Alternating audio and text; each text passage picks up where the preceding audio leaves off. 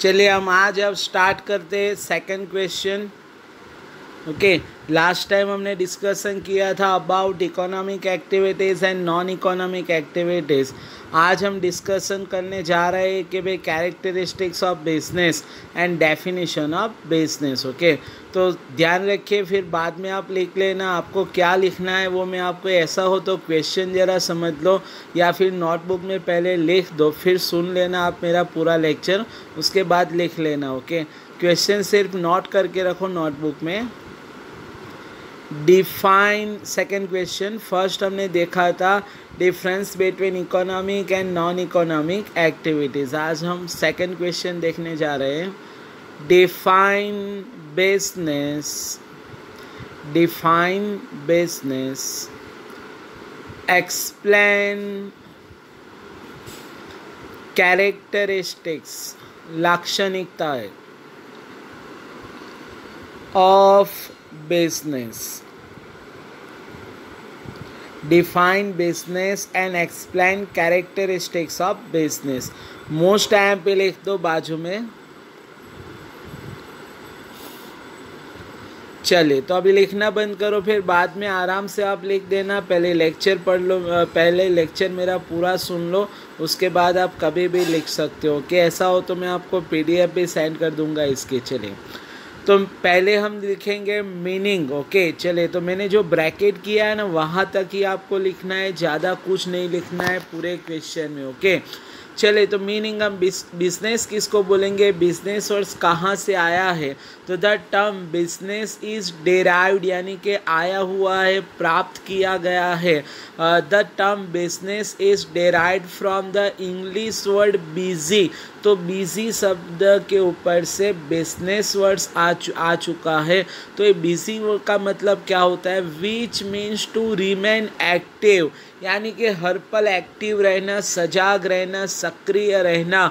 All to be active continuously. Okay, सतत जिसको बोलते हैं कंटिन्यूसली, बिना रुकावट के आप अगर एक्टिव रहते हो तो दैट इज कॉल्ड एज, हम उसको बोलेंगे बिजी।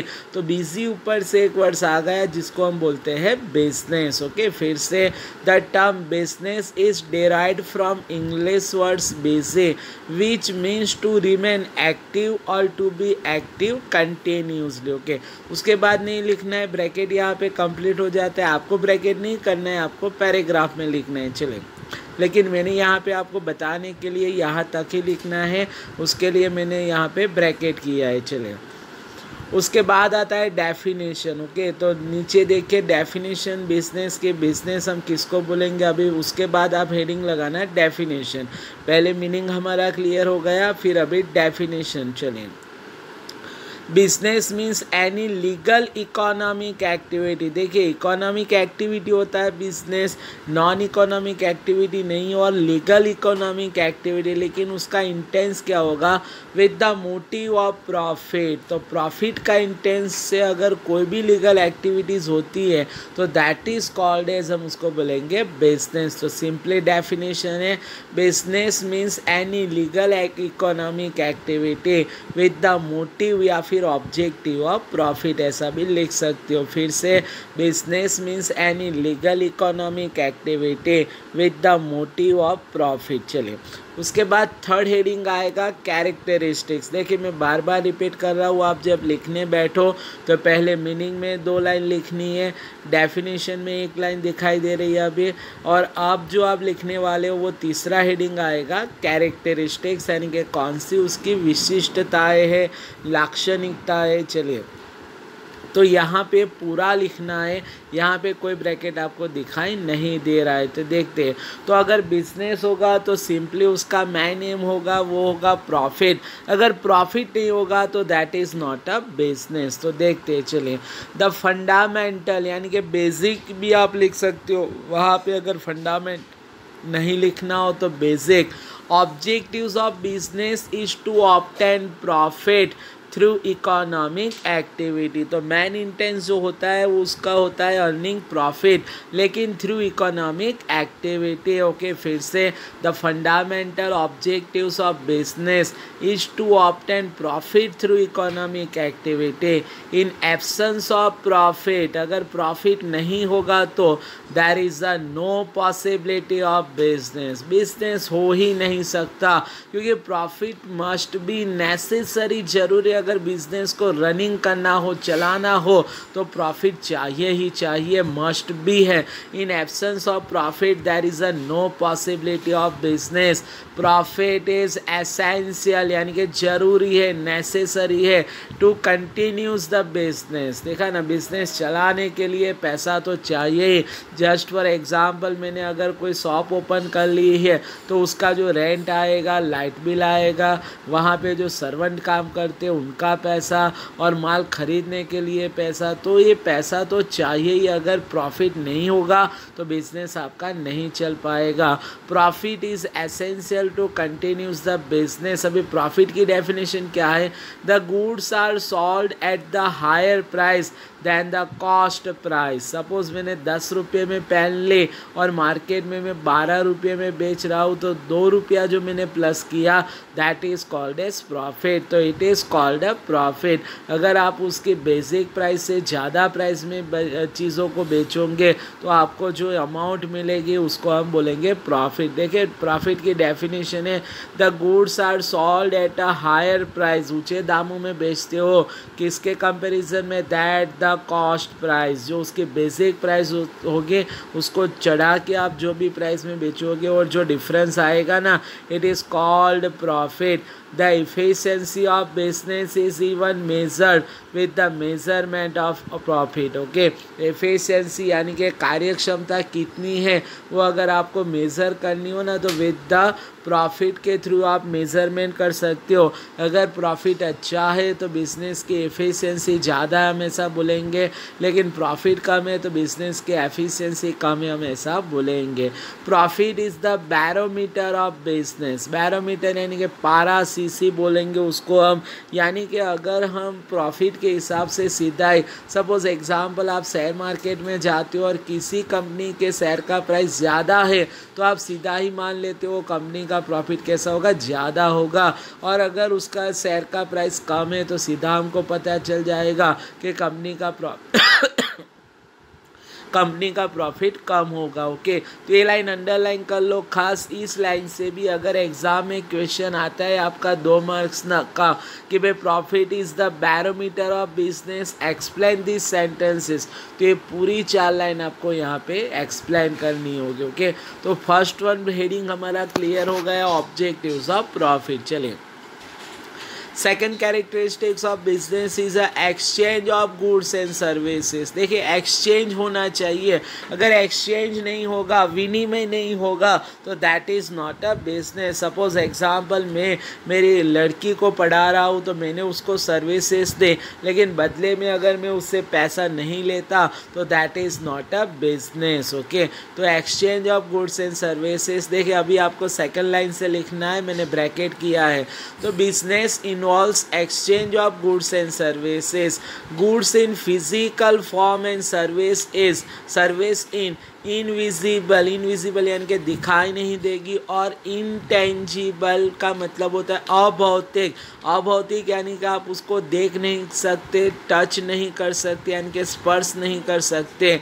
फॉर्म आर एक्सचेंज यानी कि फिजिकल फॉर्म में गुड्स होता है, जबकि सर्विस आपका इनविजिबल होता है, इनटेंजिबल फॉर्म में होता है। देखिए, फिर से लाइन में रिपीट कर रहा हूँ, गुड्स इन फिजिकल फॉर्म होता है क्योंकि आप उसको देख सकते हो, टच कर सकते हो। अगर फिजिकल नहीं लिखना हो तो आप टेंजिबल फॉर्म भी लिख सकते हो। टेंजिबल का मतलब होता है भौतिक, जिसको आप देख सकते हो और टच कर सकते हो। तो goods in physical form and service in invisible और इनटेंजिबल फॉर्म और एक्सचेंज, उसको एक्सचेंज करना पड़ता है। Example, a company manufacturing electric equipments exchanges physical goods. अगर कोई कंपनी इलेक्ट्रॉनिक इक्विपमेंट बनाता है और एक्सचेंज करता है तो फिजिकल गुड्स हो गया। जबकि while a company providing electric service, जबकि कोई कंपनी इलेक्ट्रिक सर्विसेज का काम देती है तो एक्सचेंजेस सर्विसेज, वो अपनी सर्विसेज देती है। अगर गुड्स देती है तो फिजिकल गुड्स हो जाता है, अगर सर्विसेज देती है तो सर्विसेज, उसको इलेक्ट्रिक सर्विसेज देती है तो हम उसको बोलेंगे सर्विस एक्सचेंज करती है। चलिए, तो ये आपका सेकंड पॉइंट कंप्लीट हो गया है, कैरेक्टरिस्टिक्स ऑफ बिजनेस। चलिए थर्ड वन पॉइंट की तरफ जा रहे हैं हम, रिस्क एंड अनसर्टेनिटी। अगर आप बिजनेस करते हो तो उसमें रिस्क और अनसर्टेनिटी इन्वॉल्व होती है। चलिए, तो फर्स्ट लाइन से स्टार्ट करना है, फिफ्थ लाइन तक जाना है, जो मैंने ब्रैकेट किया है आपको दिखाई दे रहा है यहाँ पे। तो business involves risk and elements of uncertainties of return. देखें, अगर आप बिजनेस करते हो तो ऑब्वियसली आपको प्रॉफिट भी हो सकता है और लॉस यानी कि घाटा भी जा सकता है, लेकिन वो डिपेंड अपॉन फ्यूचर सिचुएशन कैसी होगी उसके ऊपर डिपेंडेंसी है। तो business involves risk and elements of uncertainties of returns. It involves man made risk. ये लाइन खास अंडरलाइन कर लो, आपके 1 मार्क्स के क्वेश्चन में भी आ सकता है, जिसको हम आर्टिफिशियल रिस्क बोलते हैं। ओके, कृत्रिम जोखम हो in the Gujarati. Okay, it involves man made risk such as fire हो जाना, एक्सीडेंट हो जाना, स्ट्राइक ऑफ एम्प्लॉयज़, अगर एम्प्लॉय स्ट्राइक कर लेते हैं यानी कि हड़ताल जिसको बोलते हैं, राइट्स यानी कि मारा मारी हो जाना, हुल्लड़ जिसको बोलते हैं, रॉबरी चोरी हो जाए, लूटफाट हो जाना, थ्रेफ्ट यानी कि चोरी, चेंज इन प्रेफरेंसेस, अभी कस्टमर आपकी चीज़ों को प्रेफरेंस नहीं देते हैं, डिक्रीज इज इन डिमांड, आपकी प्रोडक्ट की डिमांड जो मांग होती है वो कम हो जाती है, change in lifestyle of public, तो पब्लिक की लाइफस्टाइल चेंज हो जाती है, टेस्ट हैबिट्स वो दोनों चेंज हो जाते हैं, कंपटीशन, मार्केट में अगर जितनी कंपटीशन ज़्यादा होगी उतना आपका प्रॉफिट कम हो जाएगा,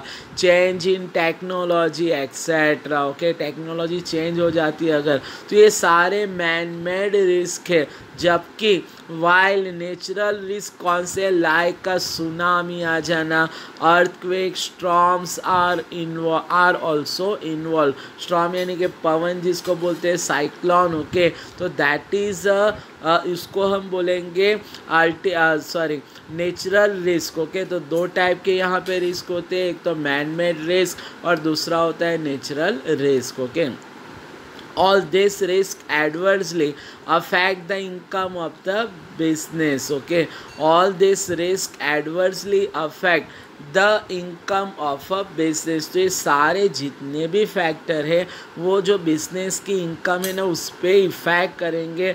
अगर उनकी इफ़ेक्ट नहीं होती है, पॉजिटिवली होती है, फेवरेबल होती है तो आपको प्रॉफिट होगा, लेकिन अगर उसकी नेगेटिव इम्पैक्ट होगी तो आपको लॉस हो जाएगा। Okay, fourth one point, creation of utility. तो क्रिएशन ऑफ यूटिलिटी, यूटिलिटी का मतलब होता है सेटिस्फेक्शन होना। अगर आप कोई चीज़, सपोज एग्जांपल अभी मैं आपको पढ़ा रहा हूँ तो आपको समझ में आ रहा है तो दैट इज़ अ यूटिलिटी हो गया वन टाइप का।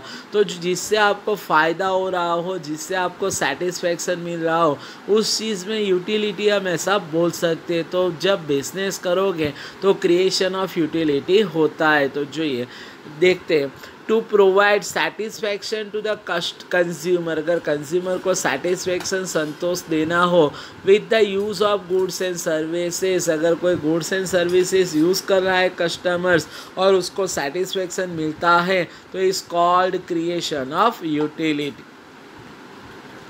Creation of utility take place in 3 ways. तो 3 टाइप की यूटिलिटी का क्रिएशन होता है। पहला है फॉर्म यूटिलिटी, स्वरूप, प्लेस यानी कि जगह और टाइम यानी कि समय के हिसाब से यूटिलिटी होती है। When raw material is converted into a consumable finish goods, अगर रॉ मटेरियल में से अगर कोई ग्राहक के लिए अच्छी चीज़ यानी कि वपराश लायक चीज़ें बनती है तो creation of form utility take place. तो यहाँ पे फॉर्म यूटिलिटी का क्रिएशन होगा। जस्ट फॉर मैं दूसरा भी एग्जांपल आपको बता देता हूँ। वुड यानी कि लकड़ी, would is converted into furniture, would is converted into furniture, it is the example of form utility. Okay, दूसरा when goods are carried over from the place of production to the place of consumption। चले production जहाँ पे हो रहा है वहाँ से अगर गुड्स को कंजम्पशन के प्लेस पे लाया जाएगा तो creation of place utility take place. Okay, तो वहाँ उससे क्या होगा, तो प्लेस यूटिलिटी का क्रिएशन होगा। जस्ट फॉर एग्जांपल, अगर कोई जंगल में अगर कोई लकड़ी है तो उसको शहर में लाया जाएगा। Wood is transfer to the cities areas for producing furniture, creation of place utility is created. चले third one, goods are stored when they are not needed. अभी उसकी ज़रूरत नहीं तो आप गोडाउन में उसको स्टोर कर दो।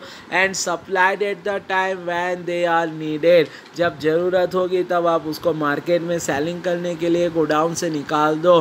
तो creation of time utility take place. तो यहाँ पे टाइम यूटिलिटी का क्रिएशन होगा।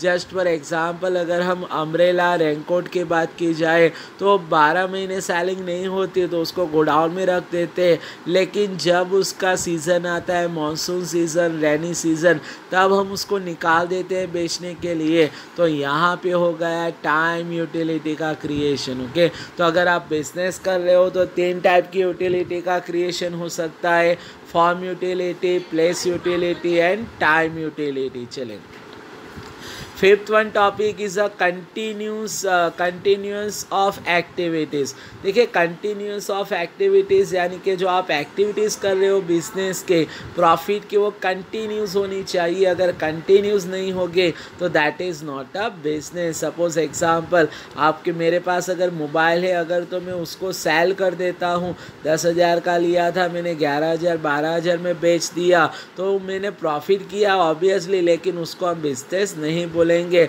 लेकिन मेरी दुकान क्या मोबाइल की शॉप है, या तो फिर मैं मोबाइल परचेस करके सेल करने का ही काम करता हूँ, रेगुलर बेसिस में मेरे यहाँ कस्टमर भी आते हैं तो मैं बिजनेस कर रहा हूँ, ऐसा हम बोल सकते हैं। चलें, तो transactions are carried out regularly and continuously in business. देखिए, बिजनेस में जो भी ट्रांजेक्शन है सेलिंग का, परचेसिंग का, वो कंटिन्यूस होना चाहिए। Business is an on going monetary activities, यानी कि पैसों के लिए एक्टिविटीज़ होती है बिजनेस की। A business does the activities of purchase and sale continuously with the objectives of profit. देखिए, कंटिन्यूस परचेसिंग और सेलिंग होना चाहिए। इफ़ अ ट्रेडर और producer construct a building for his resident, देखिए अगर कोई व्यापारी आदमी हो, कोई उत्पादक हो, अगर वो अपने लिए बिल्डिंग बनाता है, लेटर ऑन सेल्स इट, फिर उसको बेच देता है, पहले रहने के लिए बनाई थी फिर उनको नहीं जमा तो सेलिंग कर दिया, एंड अर्न्स प्रॉफिट, वो प्रॉफिट भी कमाते हैं, it is not a business, क्योंकि उन्होंने अपने लिए बनाई थी। हर ये जो काम है कंस्ट्रक्शन का वो रेगुलरली नहीं करते हैं, because okay it is not a business, because the activity of purchase and sale of building is not a regular और कंटिन्यूस एक्टिविटी फॉर हिम। देखिए, रेगुलर एक्टिविटी नहीं है, कभी कभार ऐसा हो गया कि उन्होंने अपने लिए बनाई थी, फिर उनको एरिया का या फिर कंस्ट्रक्शन का जो भी लगा प्रॉब्लम उन्होंने सेल कर दिया। ये तो उन्होंने सेल कर दिया, प्रॉफिट भी कमाया है, लेकिन उसको हम बिजनेस नहीं बोलेंगे क्योंकि कंटिन्यूस बेसिस पे वो ऐसा नहीं करते। लेकिन वो कंटिन्यूस बेसिस पे ऐसा ही करते, बनाते हैं बेचते, बनाते हैं बेचते, तो दैट इज़ अ बिजनेस बोलेंगे हम उसको। चलिए, 6 characteristics of business is a requirement of money. देखिए, ये तो हम पहले भी देख चुके हैं प्रॉफिट मोटिव में कि भाई पैसा तो चाहिए, अगर पैसा नहीं होगा तो आप बिजनेस नहीं कर पाओगे। Okay, money is required from the beginning to the end of business. जब से बिजनेस की शुरुआत होती है उससे लेके अंत तक पैसों की ज़रूरत पड़ेगी। Money is required to manufacturing finished goods from the raw materials in the factory. जब भी आप फैक्ट्री में रॉ मटेरियल लेके आते हो और जो फिनिश गुड्स तैयार करते हो, यानी कि जो फाइनल ऑफ देते हो चीज़ों को, तब तक पैसों की ज़रूरत पड़ेगी। And also by a trader to purchase a goods. और अगर आपको ट्रेडर के पास से रॉ मटेरियल भी परचेस करना हो तो भी पैसों की ज़रूरत पड़ेगी। The last one characteristics is a economic activity. तो ये आपको पता ही है कि business is one type of economic activity. तो business is a part of economic activity undertaken with the motive of making profit through earnings. देखिए तो यहाँ पे क्या है, business is a part of economic activity. आपको पता है कि वन टाइप की इकोनॉमिक एक्टिविटी है। अंडरटेकन वो कैसे होती है, with the motive of making profit करने के लिए थ्रू अर्निंग्स। आप जो भी कमाते हो तो उससे प्रॉफिट होना चाहिए। अगर प्रॉफिट नहीं होगा तो that is not a business. हम उसको इकोनॉमिक एक्टिविटी भी नहीं बोलेंगे और साथों साथ इकोनॉमिक एक्टिविटी नहीं होगी तो वो बिजनेस भी नहीं कहलाएगा। ओके, तो काफ़ी इम्पोर्टेंट क्वेश्चन था। अभी आप आराम से अपनी नोटबुक में उसको लिख देना और फिर तैयार भी कर लेना, क्योंकि फर्स्ट एग्ज़ाम के लिए इस चैप्टर का सबसे इम्पोर्टेंट क्वेश्चन है। आपके स्कूल में जब भी अगर एग्ज़ाम होगी और पेपर अगर मुझको ही निकालना पड़ेगा तो मैं 5 मार्क्स का क्वेश्चन आपको सीधा ही एग्ज़ाम में पूछूंगा। ये 5 मार्क्स का क्वेश्चन का आंसर है पूरा। ओके, गुड बाय एवरीबॉडी, मिलते हैं नेक्स्ट लेक्चर में।